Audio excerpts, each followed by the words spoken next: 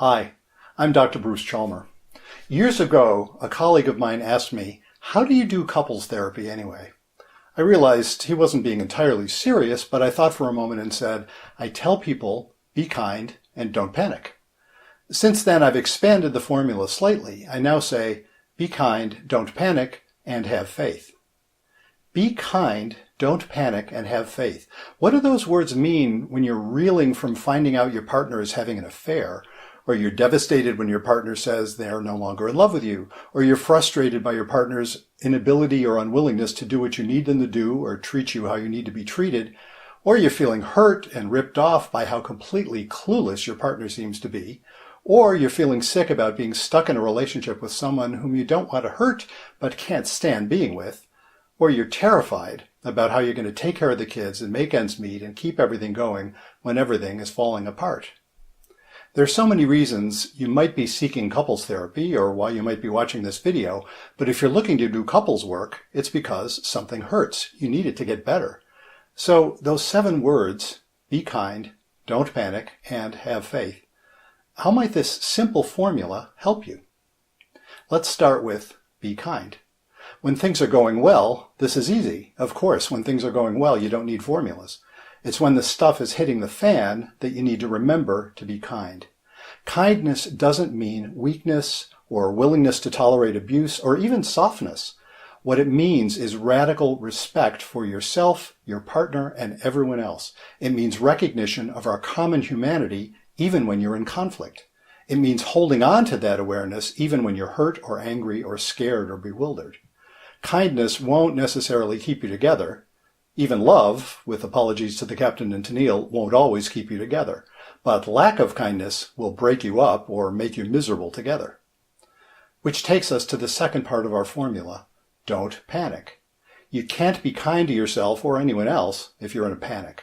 When your lizard brain gets going, it's all about survival, about fight or flight or freeze. It's what we need when we're in mortal danger. Now, if being with your partner actually does represent mortal danger, you need to get out and get safe. If you're being abused or intimidated, if you're living in fear of your partner, you need to get out and get safe. The help you need then is not couples therapy, it's an escape plan. But if you're not in mortal danger from being with your partner, panic becomes part of the problem. Because when we panic, we become so focused on survival, we become unable to apply the basic skills of relationship, the skills that make possible the 2 things we most want from our relationships, stability and intimacy. I talk about those skills in my video called The 2 Golden Gifts for Your Relationship. Check it out. For now, suffice it to say that stability skills are all about lowering anxiety, and intimacy skills are about tolerating anxiety, and panic doesn't let you do either. And one of the more diabolical aspects of panic in a couple relationship is that one partner's panic reaction can be just what it takes to trigger panic in the other partner. For example, if one partner's panic reaction is to withdraw and become defensive, that can trigger the other partner's panic at feeling abandoned, leading them to pursue the withdrawing partner, which leads to more defensiveness, and on and on. Since we all come to adulthood with varying experiences of pain or trauma that shape our particular panic reactions, the possibilities are endless. So learning ways to avoid panic in the first place by calming yourself and each other, and ways to tolerate the anxiety that inevitably comes with the need to be honest with yourself and with your partner, can be crucial to healing a couple relationship. Hence, the second part of our formula, don't panic, and you'll be able to be kind and do what it takes to heal the relationship with compassion and mutual consideration.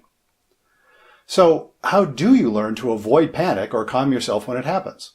For some people, especially those who have survived physical or sexual abuse, combat situations, terrifying accidents or disasters, or other types of trauma, this can mean seeking therapy to process the trauma. You can't change what happened, but you can change how what happened affects you now. Individual therapies, such as EMDR, are often very effective for processing trauma, and techniques such as mindfulness meditation and hypnotherapy can also help a lot.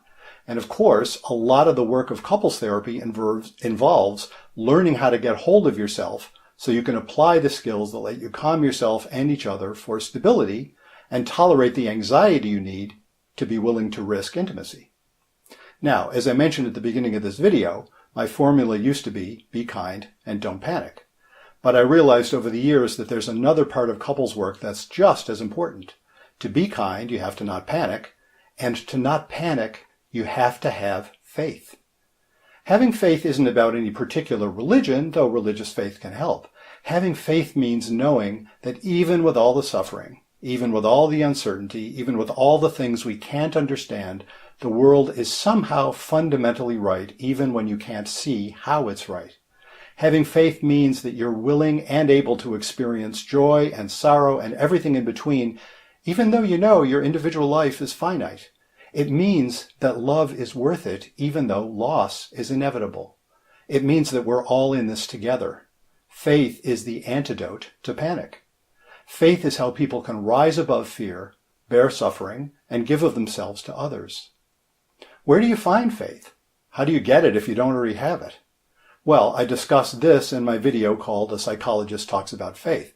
For now, let's just say you get it by being near it.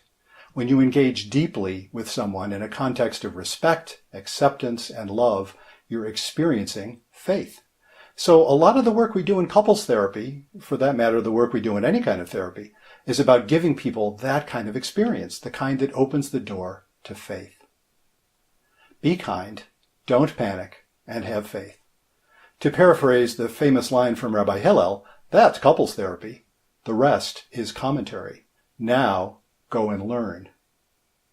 I'm Dr. Bruce Chalmer. If you have ideas for topics you'd like me to address, drop me a line. I'd love to hear from you.